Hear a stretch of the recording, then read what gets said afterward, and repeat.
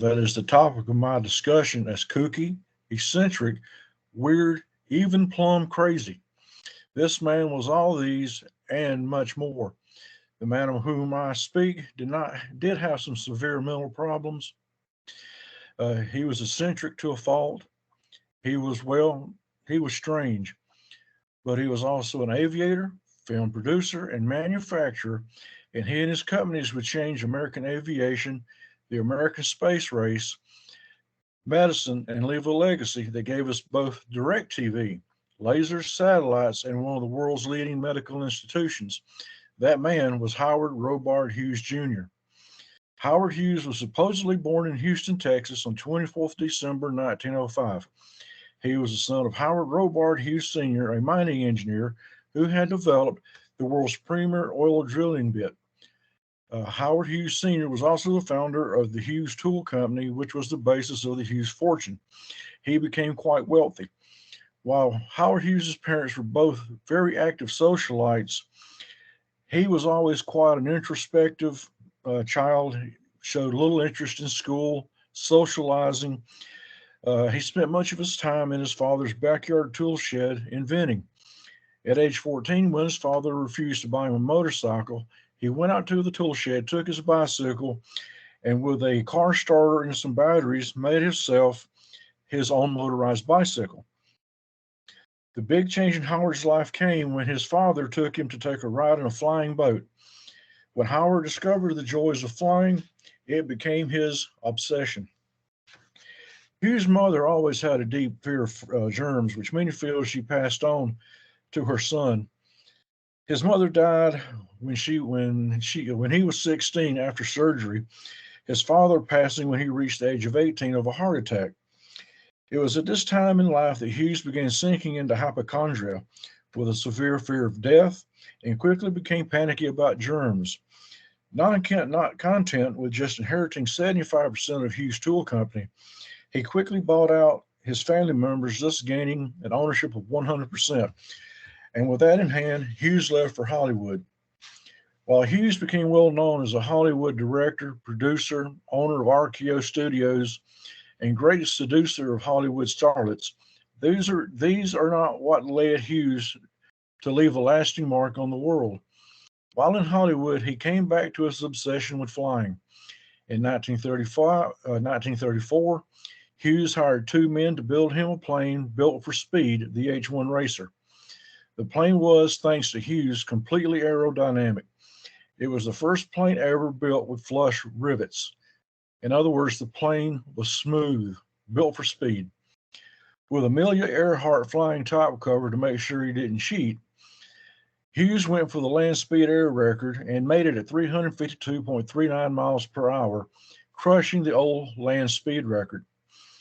Next, in 1937, Hughes and his top mechanic set a new speed record for flying across the U.S. in 7 hours and 28 minutes, averaging 327.1 miles per hour. This record stood until 1946. On July 10th, 1938, Hughes went for the around the world record. He made the 14,716-mile trip in 3 days, 19 hours, and 8 minutes. Hughes became an international hero and celebrity that others would only have the ability to portray on film. During his record setting aerial events, Hughes founded the Hughes Aircraft Company to build his specialty racing aircraft in Culver City, California.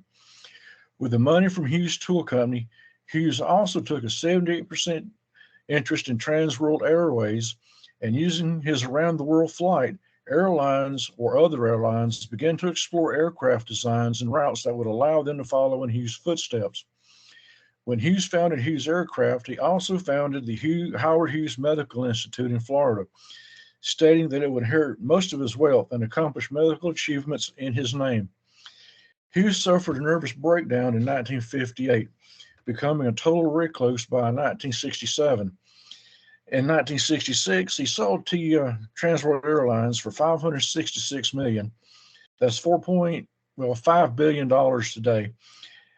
And the Hughes Tool Company in 1971 for 150 million, or a little over 1 billion today. Again, this paper is not to discuss the manner of his death, other than to say that for a billionaire, Hughes died from severe neglect, like someone who lived in abject poverty, aboard a Hughes jet attempting to fly him to the hospital in Houston from Acapulco, Mexico. Hughes' wealth at his death was valued at $2 billion. Today, that amount would be $9,961,000,000. The Hughes Aircraft Company did eventually go to the Hughes Medical Institute after a 10-year court fight, where it was then sold to General Motors for $5.2 billion in 1985. Those assets have since grown to $21 billion, making the Institute one of the largest endowed medical research charities in the world and a world leader in cancer research. The Hughes Aircraft Company itself, when sold to GM, was renamed Hughes Electronics, where it continued to lead the world in satellite design, laser research, and rocket technology for use in both the civilian and military sectors.